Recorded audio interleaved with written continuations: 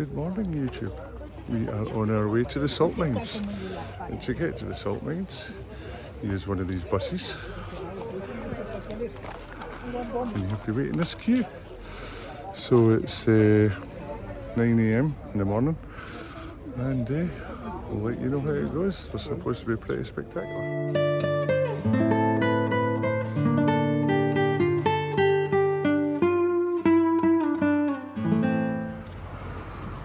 This place is enormous. I reckon we're 2 miles underground. We just kept going and going and going and spiralling down. And this is the entrance. Absolutely crazy. Feels like marble underneath, doesn't it?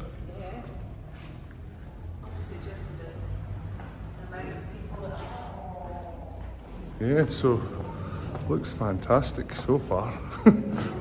It's absolutely enormous. I knew it was going to be a salt mine, but I didn't realise we were going to be down like 2 miles. I mean, oh, you're not going to believe this. Let me flip the camera around.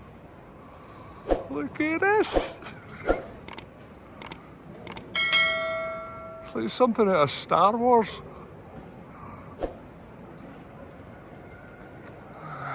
God, this is beautiful.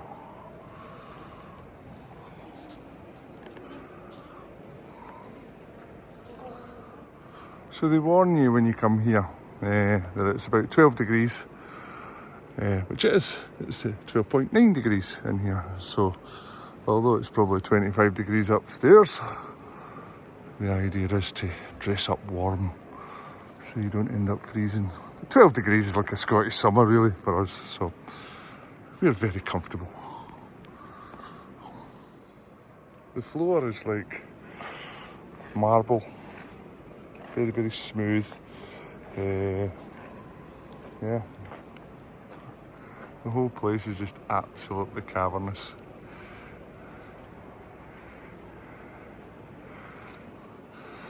Can't really see down here, we're a bit in the dark side.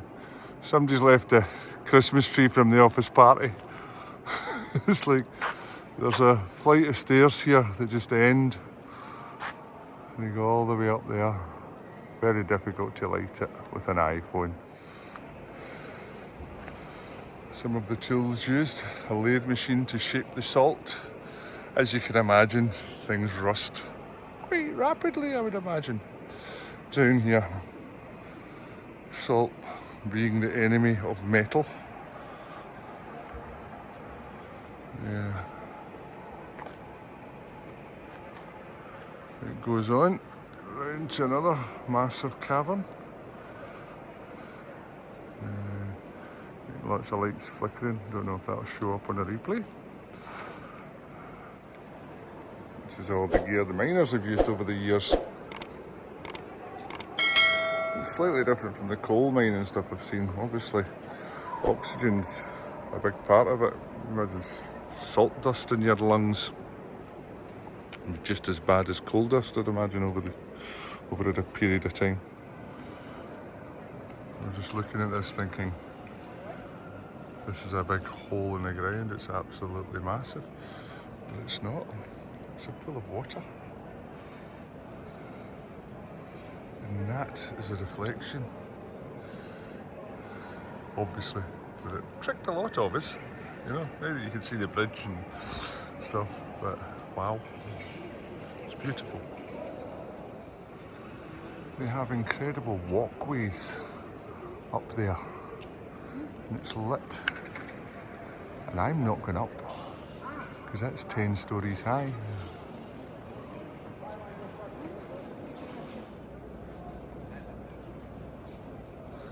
That's better. I've adjusted the settings in the camera. We should have no more flicker.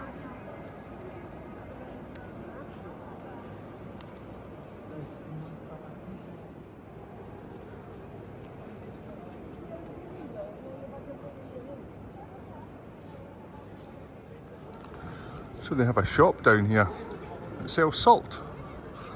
Surprisingly. We just bought some because we need some anyway.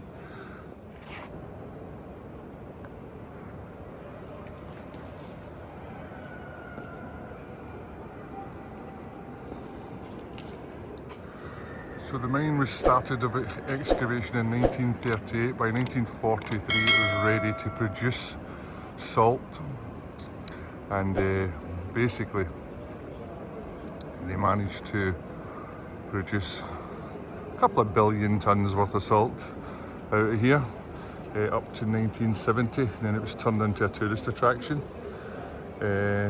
Basically the air in the mine is at a constant 12 degrees, and it's known to help lots of people with asthma and respiratory diseases, and it's self-regulated. The air temperature never changes throughout the entire year, no matter what's happening up above. We're 280 metres below the surface down here, which is quite a bit.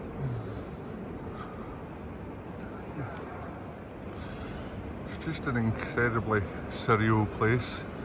I mean, look at that. It's like the rings of Saturn. It's been here for millions and billions of years before it was excavated. Absolutely fantastic. Every wall is like a work of art.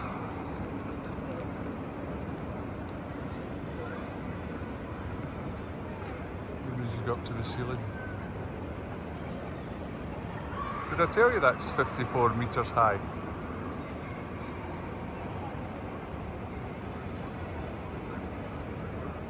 So they have lots of things for the kids to do down here. Pool, slides, inflatable slides, because some families actually come down and stay for 2 or 3 days if their little ones are plagued with asthma, because the air is that good for them.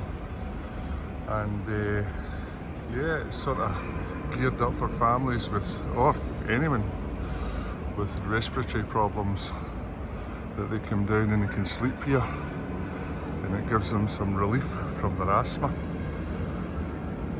which is fantastic.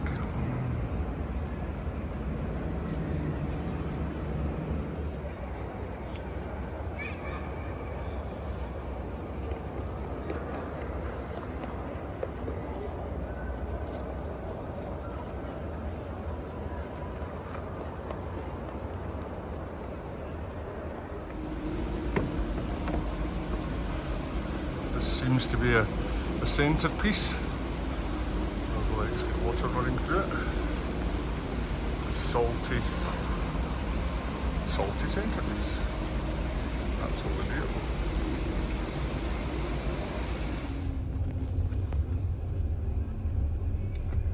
Back out into the daylight.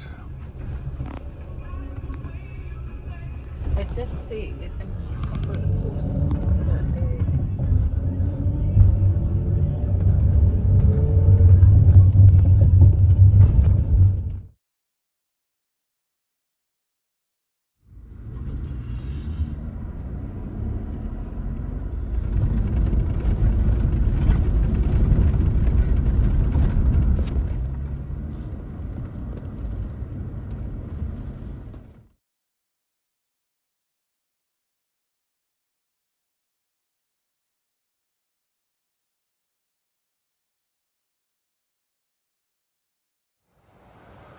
We have had a fab couple of days with Mark and Fiona from those trucking Celts.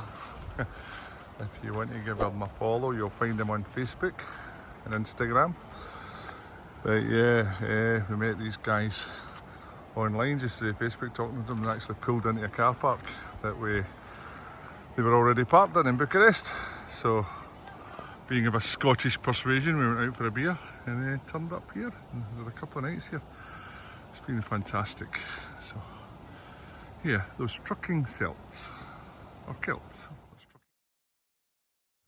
Oh dear, I'm trying to cross the road to get some food.